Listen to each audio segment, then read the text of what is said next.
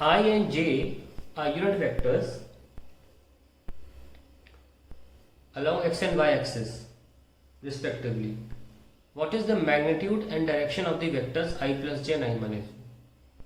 ये पार्ट ये मैं पहले भी करा चुका हूँ, बहुत लंबा वीडियो था इस पर। इसको मैंने क्वेश्चन के रूप में नहीं कराया था, ट्यूटोरियल के रूप में कराया था and I was teaching components.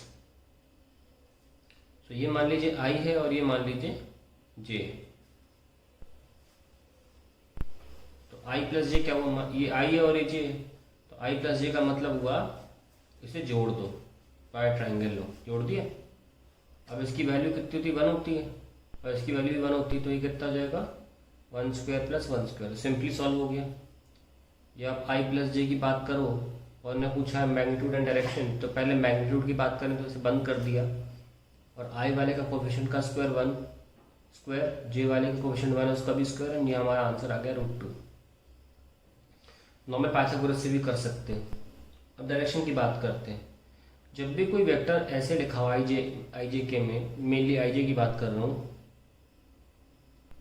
तो हम क्या डायरेक्शन कैसे निकालते हैं? दो तरीके हैं। या तो आप इसका डॉट प्रोडक्ट कर दें आई के साथ, क्योंकि आई एक्स एक्सिस है, ठीक है, तो फिर एंगल जो निकल के आएगा वो थीटा जो आएगा वो एंगल आप मान सकते हैं कि आपका, क्योंकि एंगल हमेशा एक्स एक्सिस से ही गिना जाता है, हमेशा इस एक्सिस से, वो भी इस तरीके से एंटी क्लॉकवाइज से सॉल्व होता है एंगल। तो आपको पता है कि डॉट प्रोडक्ट का एक ही यूजेज है, दो वेक्टर्स के बीच में एंगल निकालना। एक वेक्टर आई प्लस जे है, दूसरा वेक्टर एक्स एक्सिस जिसको आई कैप से रिप्रेजेंट करते हैं। तो एंगल निकालने का बेस्ट तरीका तो यही हुआ ना कि इसको डॉट कर दो, और वहां क्या लिखते हो, इस वाले का मैग्नीट्यूड दैट इज √2, आई का magnitude is 1 and then cos theta. तो I dot I 1, J dot I 0, 1 by √2 is equals to cos theta, and then you have got theta equals to 45 degree. The other way of solving it is that you simply take, अगर i और plus j में है, देखिए अगर i j के है तो फिर जो मैं अब मेथड बता रहा हूँ वो फ्लॉप हो जाएगा, लेकिन जब तक i और j चल रहा है, केवल दो हैं, तब तक आप यूज कर सकते हैं, and that is tan theta वाला मेथड, जिसमें हम j का कोफिशिएंट रखते हैं अपॉन आई वाले का कोफिशिएंट। तो ये कितना 1 आ गया, देखो इससे भी एंगल 45 डिग्री ही आ रहा है, तो कोई इशू नहीं है। अब बारी सेकंड वाले की आई माइनस जे, ये मैं आप पर छोड़ता हूँ, बना के दिखाता हूँ कैसे बनेगा। ये आई है और ये नीचे होगा माइनस जे ना, माइनस जे। तो अगर आप parallelogram law of vector addition लगाओगे तो ये आ गया, ये हो गया आई माइनस जे, ठीक है। और ऑब्वियसली मैग्नीट्यूड दोनों का सेम है, √2 पर एंगल आप निकालने की कोशिश करिए। आप सेकंड पार्ट करते हैं। What are the components of vector A along I plus J and I minus J? देखिए नॉर्मली क्या होता है कि हमने आपसे बोला what are the components of 2i plus 3j, से इतना ही बोल दिया, ठीक है। क्या बोला यहाँ पे, what are the components of vector 2i and 3j along, तो ये अलग से मेंशन है किसके अलोंग चाहिए। कंपोनेंट्स ऑफ वेक्टर दिस, तो एक तो हो जाएगा खुद 2 और दूसरा 3, तो इनसे तो बना है। पर अगर आपको बोला जाए, सपोज मैंने एक फोर्स लगा दिया F, तो कौन है इसके कंपोनेंट? इसके कंपोनेंट हुआ हॉरिजॉन्टल कंपोनेंट FH, और एक कंपोनेंट हुआ वर्टिकल कंपोनेंट, क्योंकि इन्हीं से बनता FH का स्क्वायर प्लस FV का square is equals to F, और वैसे वेक्टोरियली लिखना हो तो FHI plus FVJ is equals to F, ऐसे भी लिख सकते हैं। जब बोला नहीं जाता तो हम डायरेक्टली एक हॉरिजॉन्टल लाइन के बेसिस पे इसके कंपोनेंट निकाल लेते हैं। अल्टीमेटली कंपोनेंट जो होता है वो हमेशा किसी लाइन के रिस्पेक्ट में होता है, और बाय डिफॉल्ट अगर बताया ना जाए किसके रिस्पेक्ट में, तो वो एक्स एक्सिस होता है। इस सवाल में हमारे पास 2i प्लस 3j वेक्टर है, इसको में बोला गया है कि अलोंग i प्लस जे निकालो, है ना। तो हमारे पास ये एंगल होना बहुत जरूरी है, तभी हम निकाल सकते हैं, क्योंकि आफ्टर ऑल एफ एच क्या था, एफ कॉस थीटा, और एफ वी क्या है, एफ साइन थीटा। तो जिसकी लाइन के रिस्पेक्ट में निकाल रहे हो उसके और मेन वेक्टर के बीच में एंगल तो बताओ, क्योंकि कंपोनेंट तो एफ कॉस थीटा होगा ना। ठीक है, अब आप देख सकते हैं कि दो तरीके हैं कंपोनेंट को देने के। एक तो स्केलर फॉर्म है कि आप एफ कॉस थीटा पे छोड़ दें, और एक है वेक्टर फॉर्म में बताना है, तो आपको जिस के अलोंग बोला जा रहा है उसका यूनिट वेक्टर चिपका दें। हमें बोला गया था एक्स एक्सिस के अलोंग, या बोला ही नहीं गया था तो भी एक्स एक्सिस फिर बाय डिफॉल्ट है। तो देख लो हमने एक्स एक्सिस का हॉरिजॉन्टल कंपोनेंट में यूनिट वेक्टर चिपका दिया। ऐसे हमने वर्टिकल कंपोनेंट में भी यूनिट वेक्टर चिपका दिया, और फिर जाके फाइनली हमारा आंसर आता है ये। तो हमारा मेन मुद्दा ध्यान रखना, this should be my answer, F cos theta और चिपका के आई कैप, यानी कि उस अलोंग की डायरेक्शन। यानी कि अगर हम क्लियरली बोलूँ तो इसमें तीन चीज़ें हैं, magnitude of the given vector, cos of the angle between the given vector and the direction along which you want to find out the component, और उस डायरेक्शन का यूनिट वेक्टर। ठीक है, तो अब देखिए जैसे कि मान लीजिए हमारे पास ये क्या है, 2i प्लस 3j, मान लो ये बने हैं 2i 1 2 एंड 3, ये 2i प्लस 3j, ये आपका आ गया 2i प्लस 3j, और ये आपका आ गया i प्लस जे, ये है 2i प्लस 3j, ये आ गया i प्लस जे। सबसे थोड़ा सा एक्सटेंड कर लो, हालांकि यहीं तक है। हमें सबसे पहले ये एंगल चाहिए, है ना। धीरे धीरे देखो यहाँ पे f क्या है, magnitude of the given vector. तो सबसे पहले निकाल लेते हैं हम, ये a दे रखा था 2i प्लस 3j, पहले a निकाल लेते हैं, that will be 2 square plus 3 square. मैंने वेक्टर नहीं लगाया तो ये स्केलर हो गया, मैग्नीट्यूड दैट इज √13। पहला पार्ट तो आ गया। हमें अलोंग इसके चाहिए आई प्लस जे के, तो इनके बीच का एंगल चाहिए, और एंगल बीच में निकालने का तरीका क्या होता है, डॉट प्रोडक्ट।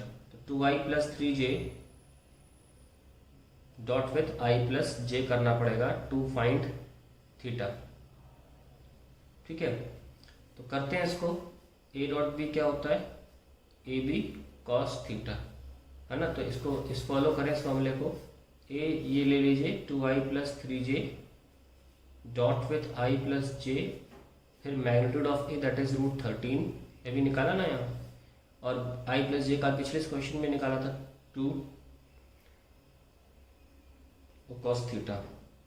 तो क्या हो गया 2 into 1 एंड 3j इंटू जे 3, क्योंकि आई वाले का आई से होगा और जे वाले का जे से होगा। आई वाले का जे से करोगे 0 आएगा, तो मैंने लिया ही नहीं, that is √26 and cos theta.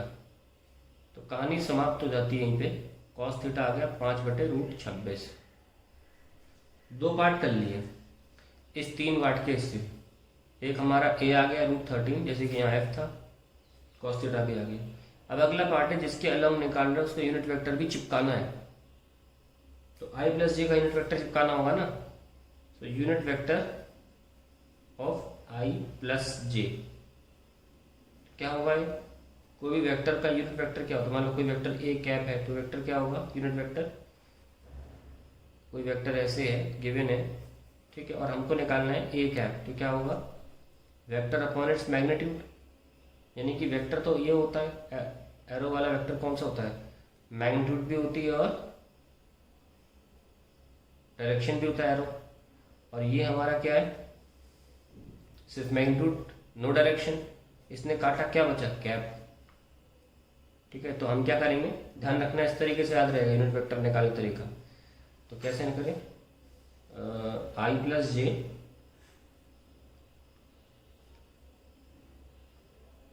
Upon उसका मैग्नीट्यूड दैट इज √2, कितना आया,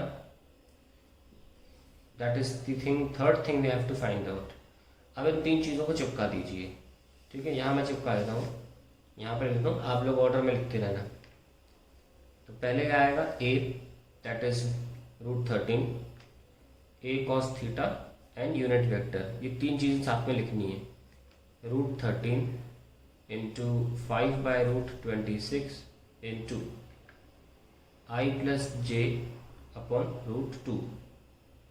ठीक है, सो वी हैव √13 √2 टाइम्स जाएगा, सर्ड्स तो ऐसे ही कटते हैं, और finally we have √2 into √2 5/2 I plus j. So that is the final answer we have 5/2 I plus j. और मैं दिखा देता हूँ कि इसको दिखाते कैसे हैं कंपोनेंट को, परपेंडिकुलर गिरा हो तो ये जो दिख रहा है ना आपको, ये पूरा ये जो लेंथ है ये 5/2 है, 2.5 हो गई है 2.5, ठीक है। That is how you show the component of this along I plus j. अब अगला पार्ट आता है component of 2i plus 3j along I minus j. बिल्कुल वही प्रोसीजर है, a cos theta into unit vector of I minus J. अब जल्दी जल्दी करेंगे इसका कि a मतलब बिना वेक्टर के मैग्नीट्यूड, तो क्या मैग्नीट्यूड था इसका √13 cos थीटा, और ये तो लिख सकते हो direct I minus J upon √2, है ना। अब बस cos थीटा की बारी रह गई है, तो हमको दोबारा उस प्रोसीजर पे जाना होगा एंगल निकालने के लिए। Dot with I plus j is equals to √13, sorry minus है इस बार, हालांकि मैग्नीट्यूड नहीं बदलता, √2 cos theta, 2i into i is 2, 3j into minus j is -3, √26 is cos theta, so -1/√26 is cos theta, ठीक है। अब ये तो हमारा आ गया, अब बस यहाँ लिखना बाकी रह गया है, सो ये लिख लेते हैं फाइनली। सपोज ये आंसर x है, तो कुछ तो लिखना पड़ेगा ना, नाम तो करना पड़ेगा। √13 इंटू माइनस का 1/√26 into I minus J upon √2, ये कैंसिल हो गया ना √2 13 से, √2 टाइम्स, तो √2 इंटू 2 -1/2 I माइनस जे, ये हमारा दूसरा कंपोनेंट हो गया।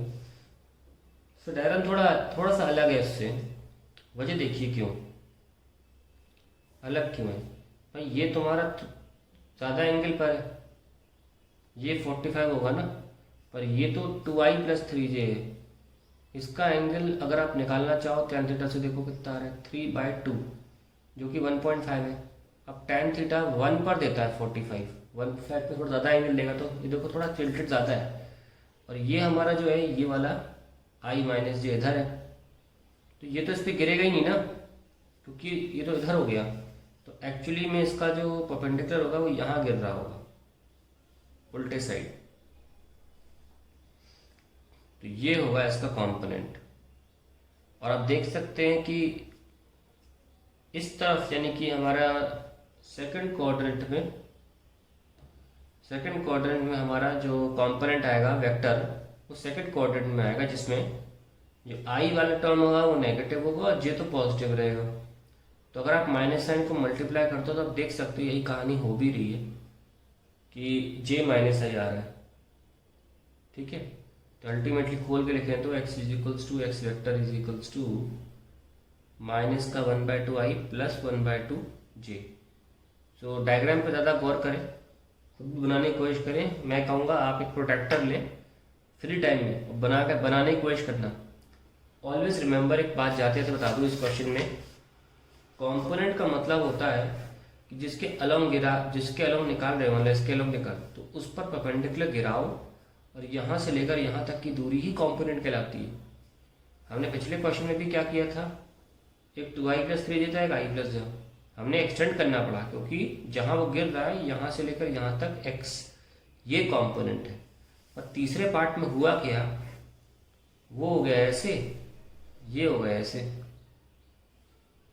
और तुम गिरा ही नहीं पाओगे, वो गिर ही इधर रहा है ना।